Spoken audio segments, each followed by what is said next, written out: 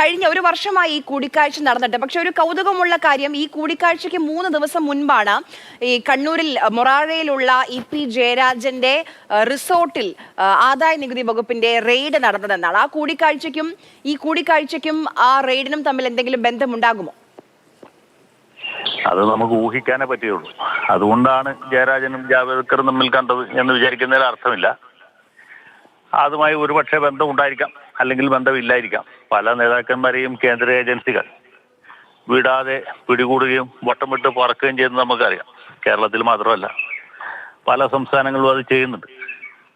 അപ്പോൾ അതുകൊണ്ട് ഇത് തമ്മിൽ കൂട്ടി ചേർത്ത് വായിക്കുന്നതിലും വലിയ തെറ്റുണ്ടാവും തോന്നുന്നില്ല. പക്ഷേ ജയരാജനെ സംബന്ധിച്ചുള്ള അദ്ദേഹം CPM-ൽ കുറച്ച് നാളായിട്ട് അതൃപ്തനാണ്.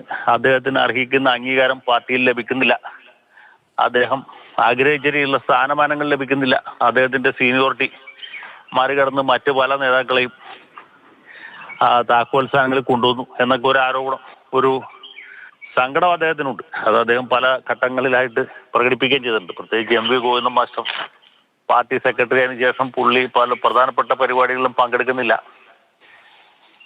ഗോവിന്ദൻ മാഷിന്റെ യാത്ര നടന്നപ്പോൾ കണ്ണൂർ ജില്ലയിൽ ഒരിടത്തും അദ്ദേഹത്തെ കണ്ടില്ല. പിന്നെ ജയരാജന്റെ പ്രധാന ആഭിമുഖ്യത്തിൽ കർഷക സംഘത്തിന്റെ വലിയ ദേശീയ സമ്മേളനം തൃശ്ശൂർ വെച്ച് നടത്തിയപ്പോൾ അതിലെ ഒരു ആശംസാ പ്രസംഗകനായിട്ട് പോലും പാർട്ടി സംസ്ഥാന സെക്രട്ടറിയെ പങ്കെടുപ്പിച്ചില്ല. ഇങ്ങനെയൊക്കെ ഒരുപാട് സംഗതികളുണ്ട്. അപ്പൊ ഇതെല്ലാം അദ്ദേഹം ഇങ്ങനെ ഒരു കടുത്ത നടപടിയിലേക്ക് പോയേക്കും എന്ന സൂചന നൽകുന്ന കാര്യങ്ങളാണ്. മാത്രവുമല്ല, ഒരു കാര്യം കൂടി ചോദിച്ചോട്ടെ. ഇപ്പം ഇന്ന് ഇ.പി. ജയരാജൻ ഒരു പരസ്യ പ്രതികരണം ഇത് കഴിഞ്ഞ് നമുക്ക് ലഭ്യമായിട്ടില്ല. പക്ഷെ ഇന്ന് മാതൃഭൂമി ദിനപത്രത്തിൽ ഒരു അഭിമുഖം നൽകിയിട്ടുണ്ട്. അതിൽ അവസാനം അദ്ദേഹത്തോട് ചോദിക്കുന്നുണ്ട്, ഈ കൂടിക്കാഴ്ചയെ പറ്റി ഒരുപക്ഷെ മുഖ്യമന്ത്രി കഴിഞ്ഞാൽ ഇത് സംസ്ഥാന സെക്രട്ടേറിയറ്റിൽ ചർച്ചയാകുമെന്ന് പറഞ്ഞത് തോമസ് ഐസക് ആണ്. തോമസ് ഐസക് ഇങ്ങനെ പറഞ്ഞല്ലോ എന്ന് ചോദിക്കുമ്പോൾ തോമസ് ഐസക്കിനെതിരെ ആരോപണം ഉന്നയിക്കാൻ വേണ്ടിയാണ് സ്വപ്ന സുരേഷ് വന്നത്. അതായത് ആരോപണങ്ങൾ എനിക്കെതിരെ മാത്രമല്ല എന്ന് കൂടി പറഞ്ഞു വെക്കുന്നുണ്ട് ഇ.പി. ജയരാജൻ. അതെ, തീർച്ചയായിട്ടും ഇദ്ദേഹത്തിനെതിരെ ഉയർന്നേക്കാളും എത്രയോ ഗർഹണീയമായ അപവാദങ്ങളും ആക്ഷേപങ്ങളും ആരോപണങ്ങളും മറ്റു പല നേതാക്കന്മാർക്കെതിരായിട്ട് ഉയർന്നു.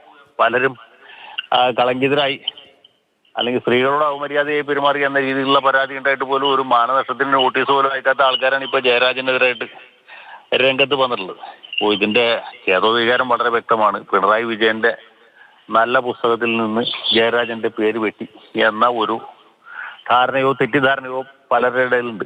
അതുകൊണ്ട് ഇപ്പോൾ ഒറ്റപ്പെട്ടു നിൽക്കുന്ന ജയരാജനെ കല്ലെറിയാൻ കുറച്ചുകൂടി സൗകര്യമുണ്ട്.